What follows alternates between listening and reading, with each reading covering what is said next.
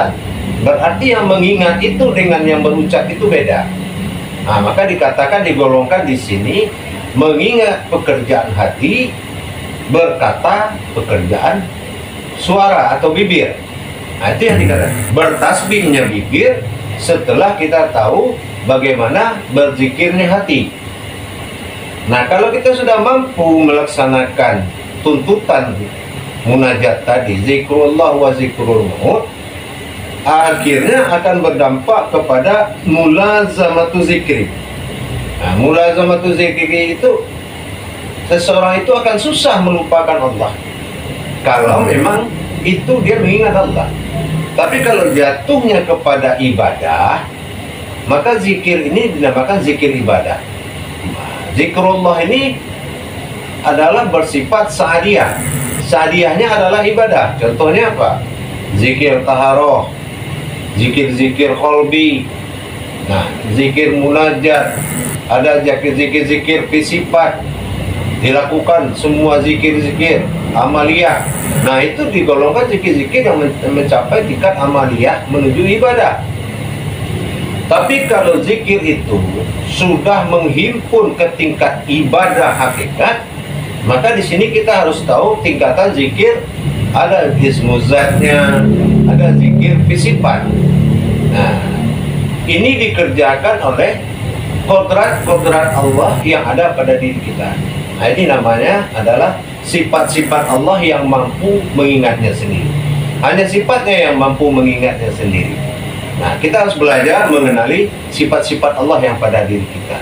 Mana sifat-sifat Allah yang tidak ada di manusia, mana sifat manusia yang tidak ada pada sifat Allah. Contoh apa? Berdarah. Darah itu tidak ada sifat itu di mata Allah. Allah tidak memiliki sifat berdarah. Berpikir, Allah tidak memiliki sifat berpikir. Nah, seperti itu. Jadi sifat-sifat alam, ingin, senang, nikmat, itu tidak ada di tangan Allah. Yang ada di situ adalah antara menuju sifat-sifat Allah yang akan menuju zatnya sendiri. Nah, ini yang tingkat zikrullah, mengingat Allah. Kita mulai dari hukum rohani. Nah, kita belajar tataan rohani, begitu. Jadi tidak bisa kita memulai zikir dengan tasbih. Tasbih itu golongannya adalah alam, sifatnya adalah kalam, begitu. Oh, Pak. Ya.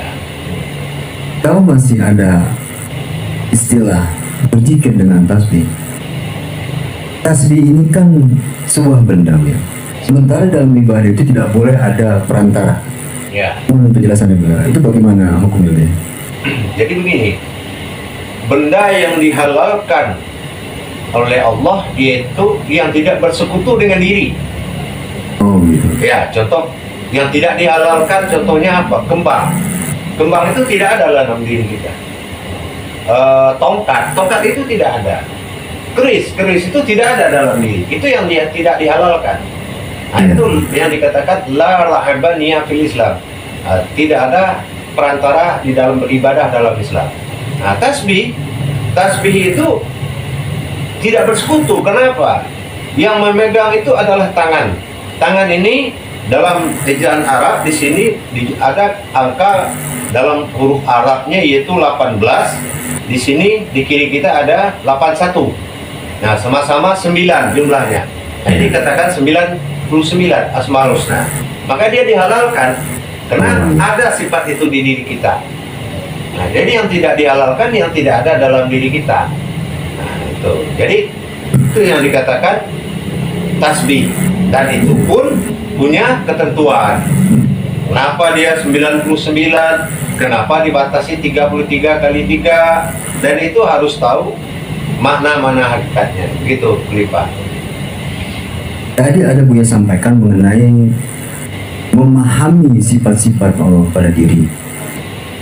Nah, pertanyaan selanjutnya yang ingin saya pertanyakan, kalau memahami sifat-sifat Allah diri berarti kita mengenal, begitu ya? Artinya mengenal Allah lah. Iya. Sesuai dengan majelis zikir kita ini, Ma'rifatullah. Iya.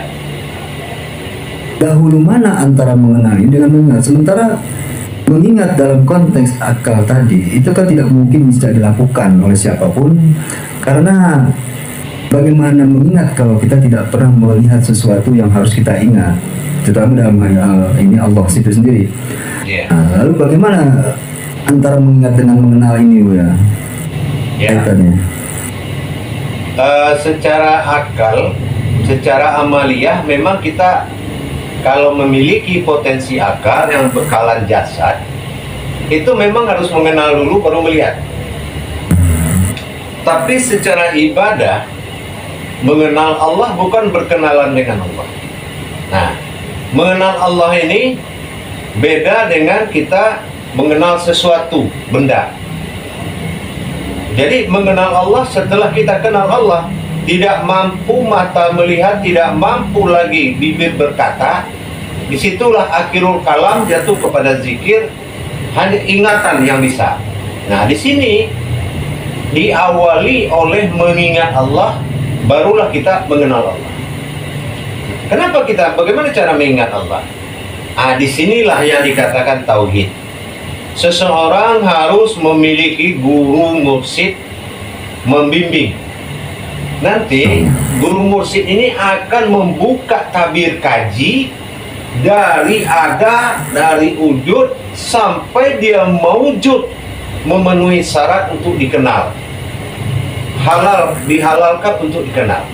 Jadi zikrullah yang sebenarnya itu turunnya kaji dari seorang guru yang akan membuat seseorang itu muridnya mengingat perjalanan Allah sebelum dia mengenal Allah. Dari tiada menjadi ada. Nah, kira-kira begitu. Tapi kalau dia tidak memiliki guru mursyid yang berhak mencapai titik kaji tentang ilahiyah, tauhid ilahiyah, dia tidak akan mampu mengingat Allah dengan bekal apapun.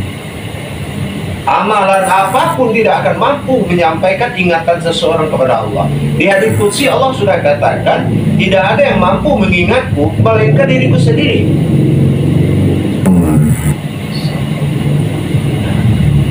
Arti diriku sendiri itu apa? Kalau kita sudah tahu mana sifat-sifat Allah pada diri, itu yang dikatakan sifatnya yang mampu mengingatnya. Itu yang dikatakan hanya diriku yang mampu mengingat. Begitu, Pak. Kalau di kaji dalam tahapan-tahapan atau tingkatan-tingkatan ibadah itu ya, ini kan makom-makom ma'rifatullah dalam ibadah zikirnya. Yang ingin saya pertanyakan kembali, dapatkah seorang awam sekalipun bisa menjalani zikir-zikir seperti itu yang sifatnya dia jalankan sendiri?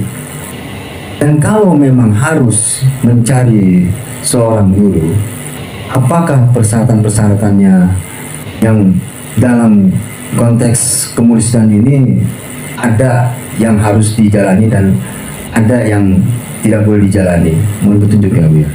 Iya, begini.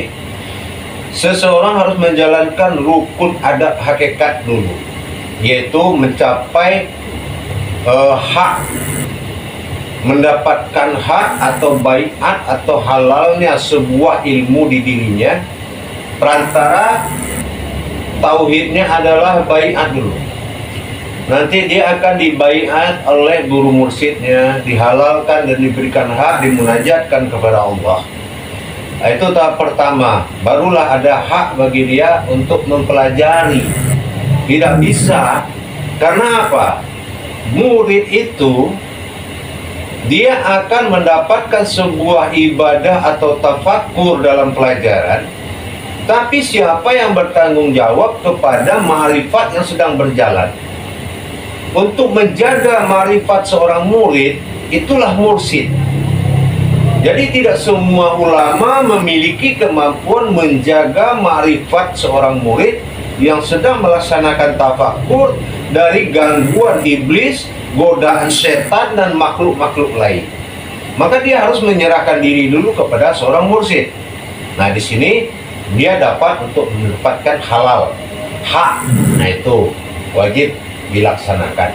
Jadi seperti muqamat ini.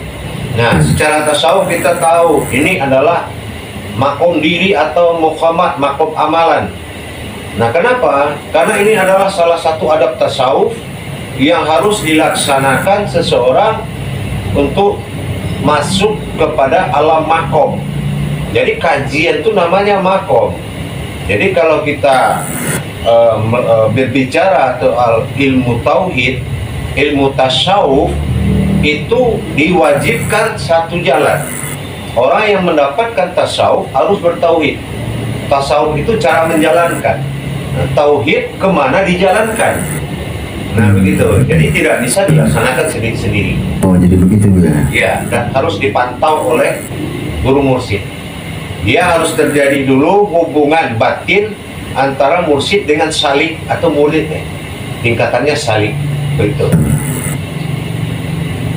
Jadi ternyata tanpa ada bimbingan seorang mursyid untuk mencapai tingkatan zikir-zikir tertentu ataupun mengenal apa yang seharusnya dipahami terlebih dahulu, itu bisa dikatakan akan tersesat. Bisa dikatakan seperti itu ya? Ya, pasti tersesat. Dia tidak tahu yang datang itu jin, setan, iblis, malaikat. Dia tidak akan tahu karena belum ada arahan dan penjagaan dari guru mursyidnya. Bahkan mungkin kalau dia melihat cahaya Allah itu dikatakan seperti matahari. Jadi mana cahaya ini dia belum paham. Nah, di sini dia harus tidak boleh lepas atau tidak boleh jauh dari guru mursyidnya. Gitu, Pak. Konsep tidak jauh ini 24 jam kah dalam keseharian atau bagaimana nih Bu? Atau harus sering hadir atau bagaimana ini? Mohon penjelasan lebih. Itu kembali kepada peraturan yang dibuat oleh atau adab yang dibuat oleh mursyid itu sendiri. Oh begitu. Kalau metode belajar itu kan menyesuaikan dengan kemampuan diri murid itu. Yang penting hubungannya adalah baiat itu dalam segi amaliyah dan ibadahnya. Di saat dia mengerjakan, dia minta izin, dan setelah dia mengadakan perbuatan ibadah zikir tadi, dia harus melaksanakan tawajuh. Tawajuh itu ditahlilkan oleh guru umpamanya seminggu sekali untuk dipasangkan dan dimatangkan ke dalam dirinya. Jadi kalau ada orang mengamalkan jauh dari mursyid dan tidak bisa bertawajuh, itu ibadahnya sudah sesat. Oh gitu ya. Ya, umpamanya malam Jumat kita tawajuh untuk menghalalkan 6 hari yang diamalkan tadi. Ya. Dan dimuzakarohkan dan menerima wawasan lagi untuk masuk ke dalam muqamat, kelambu atau tafakurnya. Boleh dilaksanakan di rumah, tapi di bawah pantauan. Begitu. Dan jadwalnya sudah ditentukan oleh guru mursyid. Jadi kembali tergantung guru mursyidnya. Gitu. Umpamanya muridnya jauh di Malaysia, tapi dia berkoordinasi dan menjalankan peraturan. Nah, gitu. Dan dia bertawajuh sebulan sekali atau 2 bulan sekali.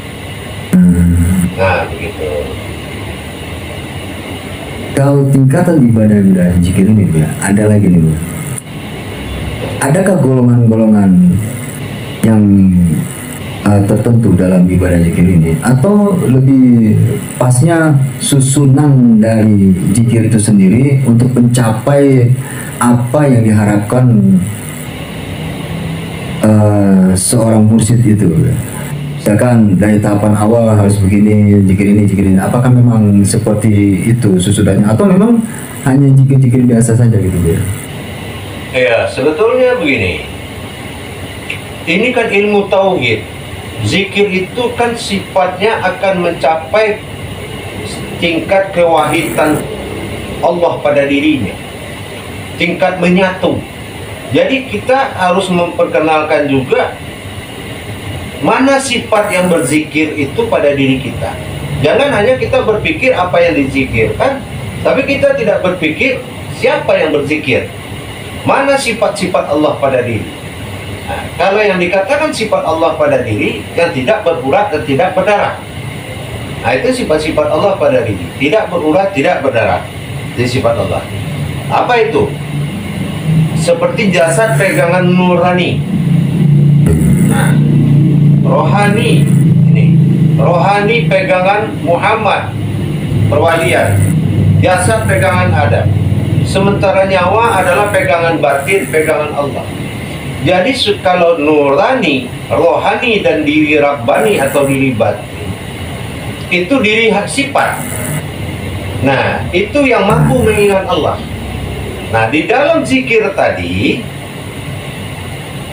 ada tingkatan fizat dan fisifat. Kalau rohani itu tingkatannya zikir fizat. Kalau nurani pegangan jasad itu tingkatan fisifat. Nah, inilah yang harus terungkap dalam masa fana. Kalau memang zikirnya sudah menuju ke situ, maka dia akan paham seseorang itu akan petunjuk-petunjuk Allah tadi. Oh gitu. Makanya ada tingkatan mursyid. Ini tidak sembarang ulama yang mampu mengawasi zikir. Tapi kalau mengawasi orang bertasbih melalui kalam, itu bisa saja kelihatan orangnya. Tapi yang mengganggu, yang membatalkan afdolnya, membatalkan mabrurnya, itu harus memiliki seorang mursyid. Ya.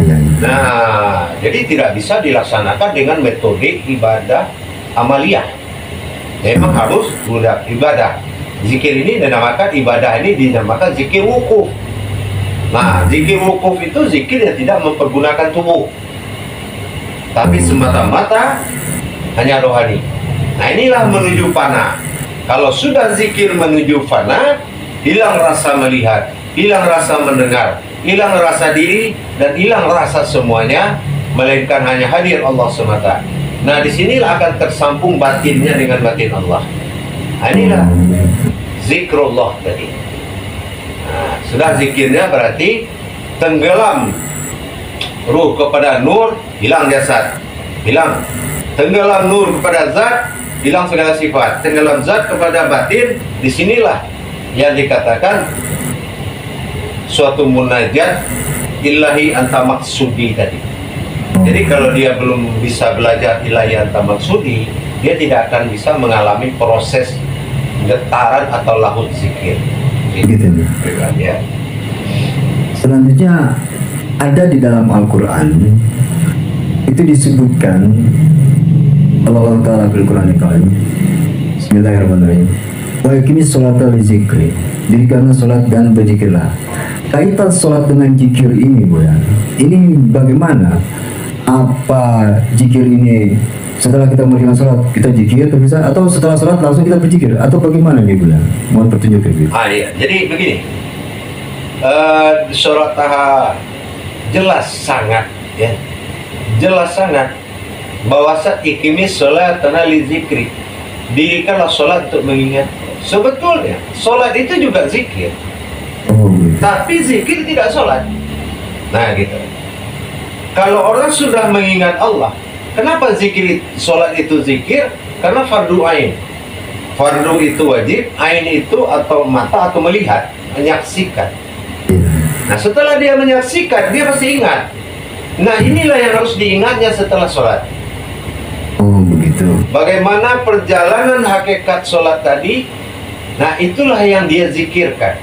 Dia sucikan perjalanan sholatnya setelah dia melaksanakan ibadah langsung. Nah ini yang dikatakan berzikir. Zikirnya itu bukan sholat. Sholat itu yang dizikirkan. Zikirkan, sucikan wuduknya, sucikan semuanya sampai salam. Jadi perbuatan itu, perbuatan hakikatnya itu disucikan.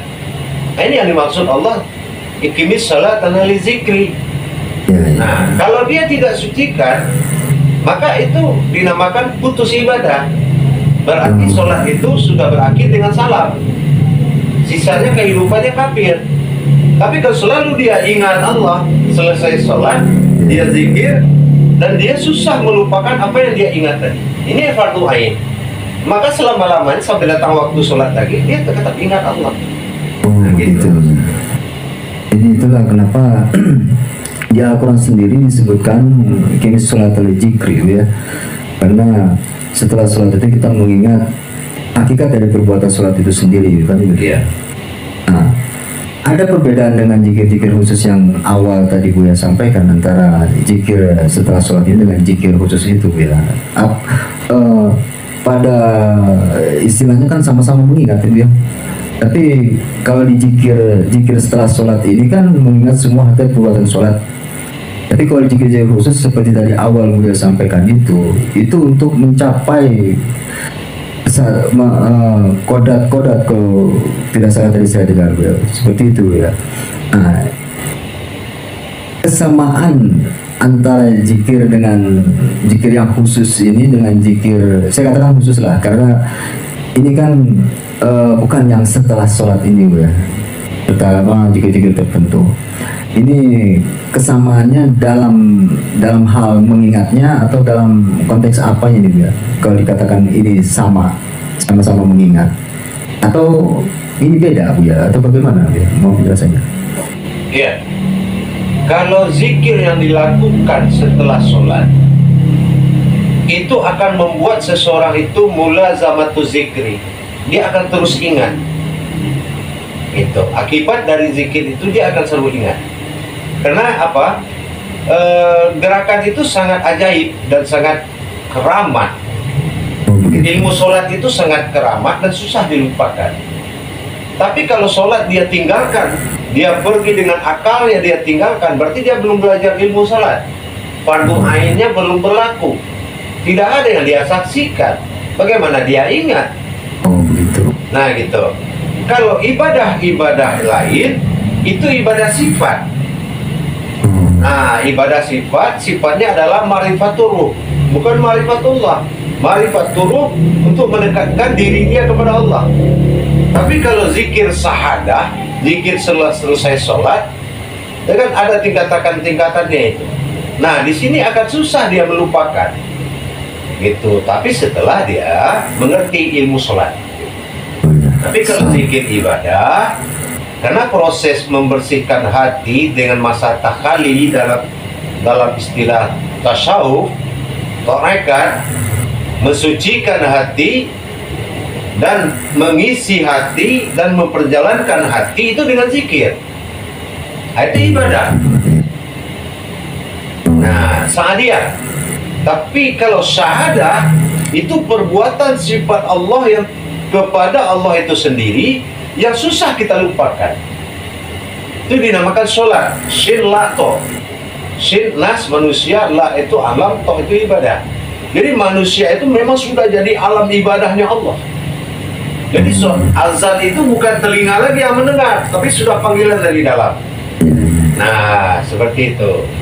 Jadi ada dua potensi zikir, satu tasbih sifatnya sa'adiyah dan satu zikir sifatnya syahadah langsung. Begitu, salam. Jadi yang sa'adiyah ini lebih dikatakan mungkin cocoknya amal, ya, Bu, ya. Ya, seperti itu. Betul, amal. Sementara yang zikir atau mengingat ini itu masuk kriteria ibadah. Ibadah, ya. Berarti amal ibadah, ya, Bu, ya. Amal ibadah. Pas sekali dengan apa yang memang kami harapkan pada kesempatan kali ini untuk memahami perbuatan zikir dalam kriteria amal, perbuatan zikir dalam kriteria ibadah, atau kesamaannya atau bisa dikatakan perbedaannya juga. Kalau dikatakan di dalam konteks amal itu dikatakan tasbih, bertasbih. Ya. Kalau dengan dikatakan ibadah, itulah yang zikir sebenarnya, zikir, ya. Ya, begitulah kira-kira. Jadi jangan kita samakan bertasbih dengan berzikir, berucap dengan mengingat. Nah, kalau sudah mengingat, tidak ada lagi yang diucapkan. Nah, dan mengingat sambil berucap juga tidak bisa. Nah, contoh umpamanya kita jumlahnya 100 yang kita ingat sebuah benda. Nah, ini bagaimana mensinkronkannya? Ini harus dihitung 100, ini harus diingat. Ini mustahil akan menyambung. Nah, maka tidak akan pernah sama. Nah, kalau secara sunnah, ustadz-ustadz sekarang banyak berpikiran mempermudah. Ya, kalaupun zohir itu datangnya dari batin juga. Nah, kan gitu. Tetapi dalam penyaksian tidak akan bisa seperti itu. Mengingat dengan berucap tidak akan pernah bisa disamakan. Contoh, kita umpamanya kalau kita masuk alam tasbih, kita harus masuk alam falakiyah. Falakiyah itu hitungan. Tidak boleh lepas dari hitungan. Ya. Zikir qalbi 5.000. Zikir daripada latifah 1.000. Zikir istighfar 6.000. Nah, ini kalau dalam tarekat pakai batu, ya. Dan ini sudah menarik perhatian kepada tujuan zikir. Zikir itu hakikat. Gitu. Sementara bilangan dan jumlah tadi adalah syariat. Nah, jadi itu perbedaan di situ. Dalam praktek dia akan berbeda. Tapi kalau dalam himbauan bisa saja sama. Contoh orang azan, Allahu Akbar, Allahu Akbar. Katanya panggilan Allah, yang datang manusia. Ya. Ya kan? Nah, jadi apakah manusia itu namanya Allahu Akbar? Tidak kan? Ya. Nah, berarti dia harus kaji dulu. Apa potensi itu di dirinya? Itu yang dihadirkannya ke masjid. Nah, Oh iya. sama dengan berzikir. Dia harus tahu siapa yang berzikir. Jangan hanya tahu apa yang harus dizikirkan. Contoh Allah, Allah, Allah. Kalau kalimat gampang kita sebut dengan Allah. Terus yang kita ingat apa?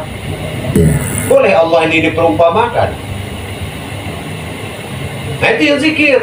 Makanya husnanya itu dipegang oleh sifat. Sifat-sifat Allah di diri manusia itu yang husna. Kalau yang asma, aku ingin dipanggil Allah. Itu katanya di hadits qudsi. Gitu ya. Salam ya. Jadi jangan mengingat namanya, tapi ingat dirinya, husnanya gitu.